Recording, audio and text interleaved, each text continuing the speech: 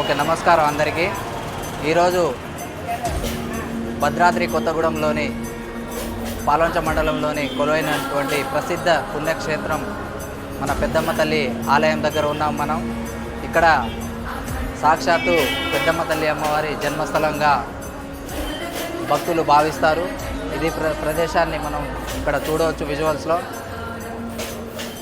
ఇక్కడ ఆదివారం వచ్చిందంటే భక్తులు కిటకిటలాడుతూ ఉంటారు.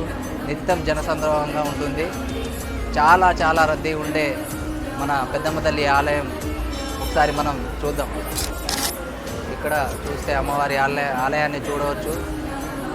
ఇక్కడ భక్తులు కూడా అమ్మవారిని కోరిన కోరికలు తీర్చే అమ్మవారిని అధికంగా భక్తులు వస్తూ ఉంటారు. ఈ యొక్క ఆలయం భద్రాద్రి కొత్తగూడెంలోనే చాలా ఫేమస్ ఆలయం ఇది. దీనికి ఆదాయం కూడా సమకూర్చడంతో దేవాదాయ శాఖ కూడా దీని అభివృద్ధికి చేదోడు ఆదోడుగా అభివృద్ధి చేస్తూనే ఉంది. ప్రస్తుతం మనం పెద్దమ్మ తల్లి ఆలయంలో వెనుక భాగంలో ఉన్నాము. ఇక్కడ చూసుకుంటే మనకు వెనుక భాగంలో ఆంజనేయ స్వామి వారు కొలువైనట్టు ఉన్నారు. అలాగే ఈ యొక్క ప్రాంతంలో చాలా వరకు కూడా గత పాలకవర్గం చెప్పాలంటే కొంతవరకు అభివృద్ధి చేశారు. ఇంకా గుడిని అభివృద్ధి చేయాల్సి ఉందని భక్తులు కూడా చెప్పడం జరిగింది. ఇంకా ఈ వేసవి కాలం దృష్టిలో పెట్టుకొని భక్తులకు మెరుగైన వసతులు ఏర్పాటు చేయాలని ఇక్కడ భక్తులు కోరుతున్నారు. ఇక్కడ చూసుకుంటే మనం లడ్డు ప్రసాదాల కౌంటర్ ఇక్కడ ఉంది. లడ్డు ప్రైస్ వచ్చేసి 20 రూపాయలు, పులిహోర వచ్చేసి 20. ఇప్పుడు కూడా చాలా క్వాలిటీతో ఇక్కడ కూడా తయారు చేయడం అనేది జరుగుతుంది.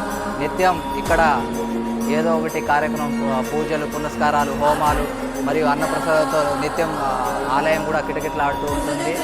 మరి సండే వచ్చిందంటే ఇసుక వేస్తే రాలనంత జనం ఇక్కడ ఉండడం అనేది జనసంద్రోహంగా మారుతుంది.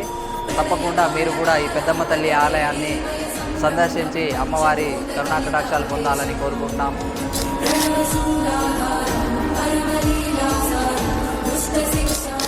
పెద్దమ్మ తల్లి ఆలయంలో నూతనంగా ఏర్పాటు చేసుకున్నటువంటి శివాలయంలో మనం ఉన్నాము. ఈ మధ్య కాలంలోనే ఈ శివాలయం కూడా ప్రారంభించుకున్నారు. జనసందోహంగా ఈ యొక్క శివాలయాన్ని అంగరంగ వైభవంగా కూడా ప్రారంభించడం జరిగింది. ఇది స్వామివారి యొక్క మనం ఆలయంలో ఉన్నాము. మనం స్వామివారి టెంపుల్లో ఒకసారి చూద్దాం.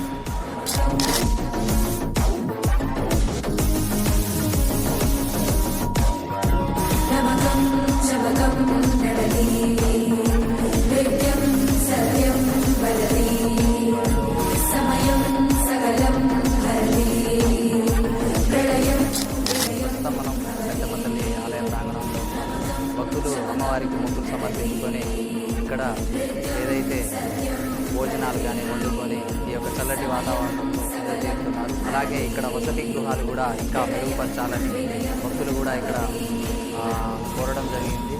చాలా వరకు కూడా ఇక్కడ చెట్ల నీడల్లో సేద తీరుతూ ఈ యొక్క వాతావరణాన్ని ఆస్వాదిస్తున్నారు.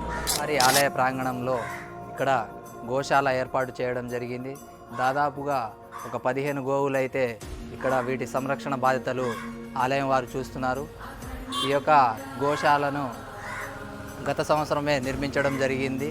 ప్రతి ఒక్కరు కూడా అక్కడ దర్శనం చేసుకొని ఈ యొక్క గోశాలలో కూడా సందర్శించడం జరుగుతుంది. ప్రతి ఒక్కరు కూడా పెద్దమ్మ తల్లి ఆలయానికి వచ్చే భక్తులు ఈ యొక్క గోశాలను కూడా సందర్శించాలని కోరుకుంటున్నాం.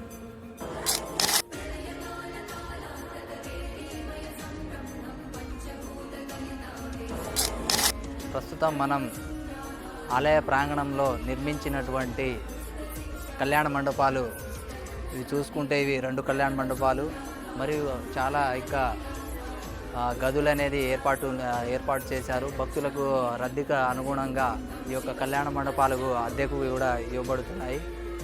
ఈ సౌకర్యాన్ని భక్తులు కూడా వినియోగించుకోవాలని